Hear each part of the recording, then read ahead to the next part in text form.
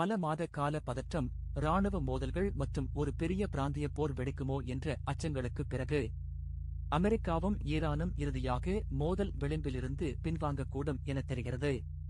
இரு நாடுகளைச் சேர்ந்த பேச்சுவார்த்தையாளர்கள் தங்கள் போர் நிறுத்தத்தை மேலும் 60 நாட்களுக்கு நீட்டிப்பதற்கான ஒரு தற்காலிக கட்டமைப்பு ஒப்பந்தத்தை எட்டியுள்ளதாக தகவல்கள் தெரிவிக்கின்றன. ஆனால் இதில் ஒரு முக்கிய சிக்கல் உள்ளது. இந்த ஒப்பந்தம் இன்னும் டொனால்ட் டிரம்பின் இறுதி ஒப்புதலுக்காக காத்திருக்கிறது. மேலும் இந்த உடன்படிக்கை என்பது வெறும் தாக்குதல்களை நிறுத்துவதுடன் மட்டும் முடிந்துவிடுவதில்லை. இன்று உலக அளவில் மிகவும் உணர்திறன் வாய்ந்த புவிசார் அரசியல் பிரச்சினைகளில் ஒன்றான ஈரானின் அணுசக்தி திட்டம் குறித்த விவாதங்களை இந்த கட்டமைப்பு மீண்டும் தொடங்கும் என்று தகவல்கள் தெரிவிக்கின்றன.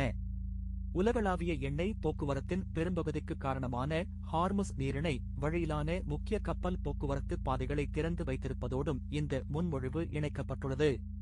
இதன் காரணமாகவே உலக சந்தைகள் உடனடியாக எதிர்வினையாற்றின. எண்ணெய் விலைகள் குறைந்தன.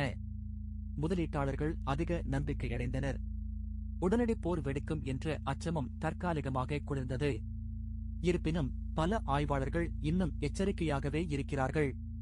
ஏனெனில் வாஷிங்டனுக்கும் தெஹ்ரானுக்கும் இடையே இதற்கு முன்பு நடந்த பேச்சுவார்த்தைகள் பலமுறை தோல்வியில் முடிந்துள்ளன.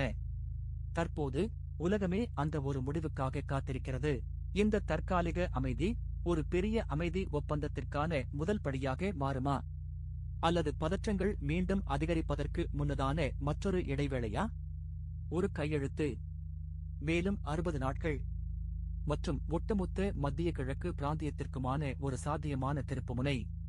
எனவே இந்த போர் நிறுத்த நீட்டிப்பு நிலைத்து நிற்குமா, அல்லது அழுத்தங்களுக்கு பணிந்து சரிந்துவிடுமா?